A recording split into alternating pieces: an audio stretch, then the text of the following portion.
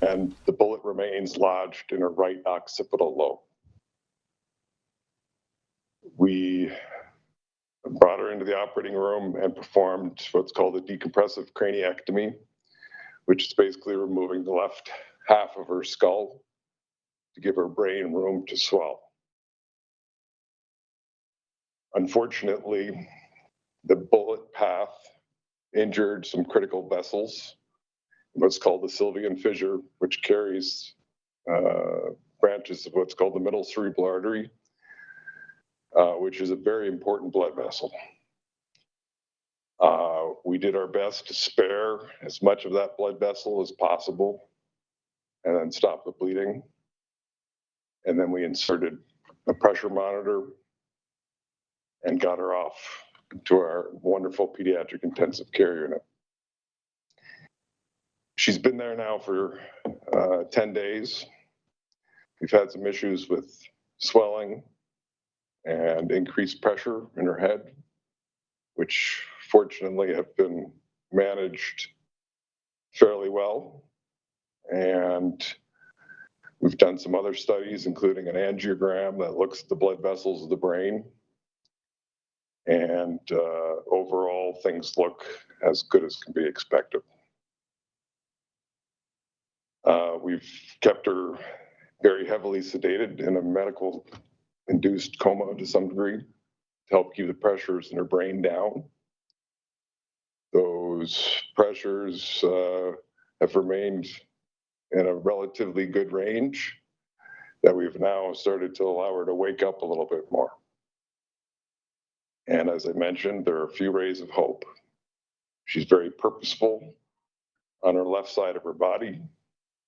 She's got some slight movement in her right leg, and she's opening her eyes. She's no longer fixed and dilated. The pressures in her brain are okay. And hopefully they'll remain that way. We've seen plenty of cases, especially in young brains, where the swelling is quite delayed and can get worse over time. But we're starting to get out of that worrisome window, but we're not out of it yet. It's day by day, and I can't tell you how this is going to end. I know she's had a stroke from that injury to that blood vessel. I don't know what her permanent deficits are going to be, but we're a little bit more optimistic that she's going to survive. I'm going to hand it over to Sophia's dad, Tom Forchas, and I'd like to make my statement.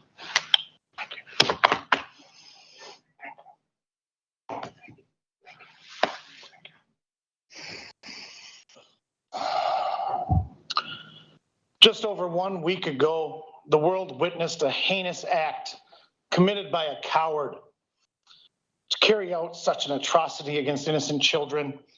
Children who were praying during Mass is unfathomable.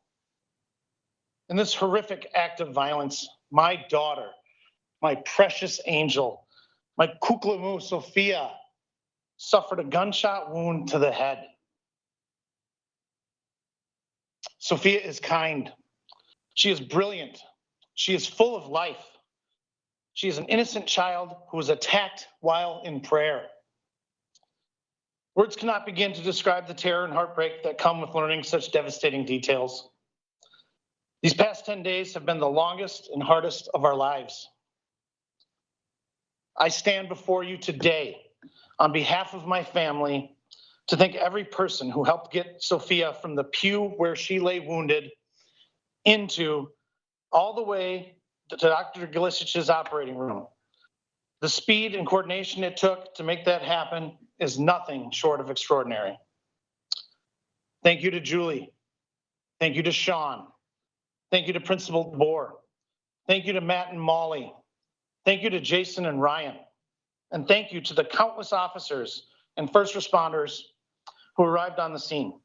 Your courage, your compassion, and your quick action gave Sophia a fighting chance. To Dr. Galisich, thank you. Thank thank you for using the talents God gave you to save our daughter. Without your skill, your precision, and your attentiveness, Sophia would not be here today. On behalf of our entire family, Dr. Glishitz, thank you. To the entire neurosurgery team under Dr. Glisich's leadership, thank you. Anyone fortunate enough to learn from him is truly blessed to have such a gifted mentor and healer. To the pediatric critical care team and all the staff in the pediatric ICU, thank you. Your dedication and attention to detail are why HCMC stands as a premier level 1 trauma center. Your care has been a lifeline for our family. The final individual I want to thank is my wife. She is the most kind-hearted, selfless, and caring human being I have ever known. Her strength is unmatched. She is my superhero. She has not left Sophia's side.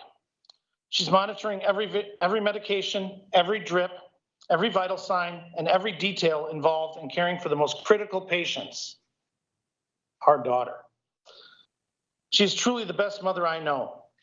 It is an honor to be her husband, and I am blessed to call her my wife. Sophia has received prayers from across the globe. It is nothing short of miraculous to know that millions of people have lifted her name in hundreds of millions of prayers. We've heard of prayers from Oslo to Johannesburg, from Sydney to Santiago, from Vietnam to Canada, from Mount Athos, Greece to Minneapolis, Minnesota.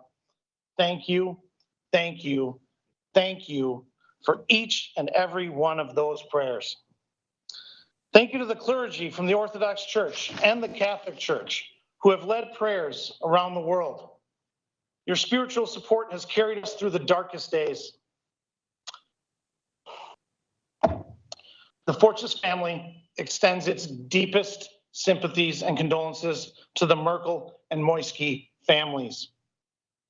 When I spoke to my 9-year-old son about his schoolmates who were murdered, he had these kind words to say about Harper and Fletcher. Harper is the most kind, and she's just a really nice girl. She had so many friends and is never mean to anyone. And when I told him about Fletcher, he said, Fletcher, oh no, he is so good at everything he does. He's friends with everyone, and he is such a good friend to all of us. May the memories of Harper Moisky and Fletcher Merkel be eternal. I want to end by imploring the world, continue to pray. Continue to pray for Sophia.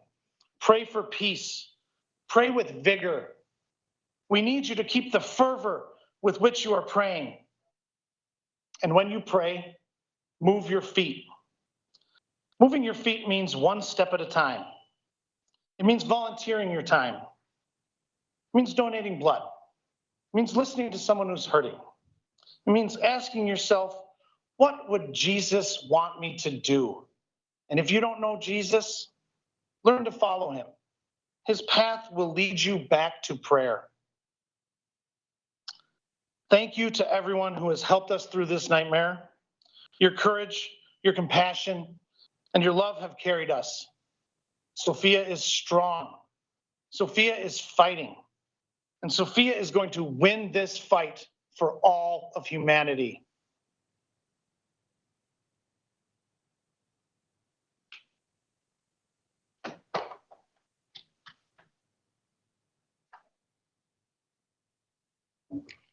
So I'm now inviting Dr. Glisic to answer questions. Doctor, is she getting any response?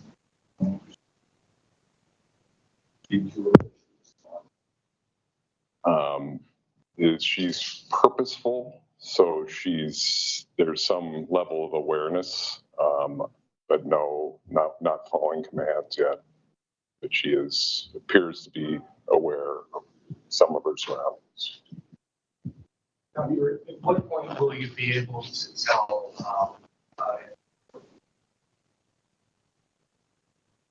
damage to keep? It's really difficult to say. As I mentioned before, when I first saw her, I was told she was 16, and that she's 12 is even better in terms of the potential for neurologic recovery. The younger patients tend to have a better chance of recovery. Their brain has a little bit more what we call plasticity, where other areas could potentially make up for things. I'm optimistic about the leg function returning. She'll probably get some improvement in her right arm. But there are a lot of other things that could still be wrong. This bullet could affect the language centers, her ability to speak and understand speech. But we're banking on that plasticity of the brain in a 12-year-old that it's going to improve. I just don't know where this is going to end, though. And every case is different. But we're trending in the right direction at this point. Perhaps doctors, this is pretty tough. First responders too. How are you seeing?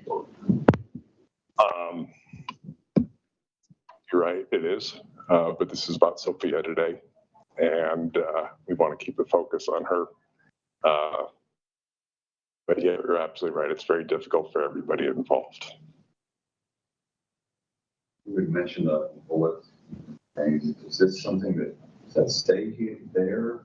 Can you remove that at some point, or how does that work? It's lodged in the right occipital lobe, which means it crossed from one hemisphere into the other. There is no benefit to taking it out at this juncture. It would not improve her recovery, and actually could be harmful to try to remove it because you'd have to go through normal brain to get there. But it's not only the bullet itself, it's the blast wave that the bullet creates that leaves some doubt as to the extent of the neurologic issues that she's going to have. Because it's not just the direct trajectory where the bullet passed, but the shock wave it sent through the brain, kind of in a cylindrical fashion outward from the path of the bullet. Can you explain how Sophia made it? Why you said you were more optimistic now than you were before. Can you explain why that's the case and the trajectory that she went on coming here to New York to how she is right now? Why do you feel that way? Time, for one thing. That we haven't, and we've been able to control the pressures within her brain, that her exam has improved somewhat, that the swelling hasn't subsided, but it hasn't gotten any significantly worse. But we're banking on it's basically that exam that we're encouraged by, and the ability to control the pressures in the brain. And in large part, that had to do with removing that half of the skull to give her brain ample room to swell in the future as well. So again, time will tell, and hopefully we'll continue to see some gradual improvement. But it's just very difficult to say, when she's going to be out of the woods. I don't know. You mentioned she was in an induced coma. Is that still the case now, or is she taking? We're giving her a hiatus every once in a while and allowing her to wake up a little bit.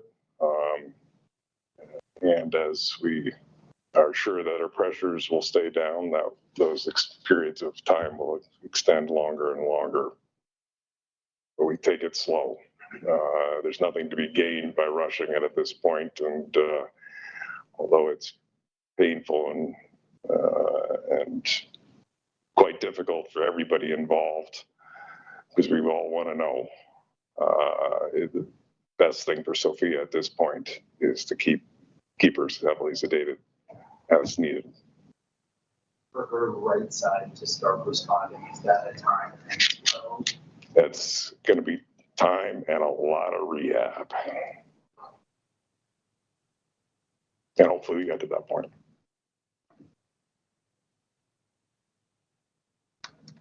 Any takeaway you'd like to share?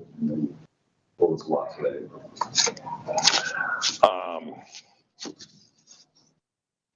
Discussions for another day. I hope someday we can get it through the politicians' thick skulls, how terrible it is to tell a 12-year-old parents that their child has been shot. I hope it would get through their skulls, that message, as well as some of these bullets do.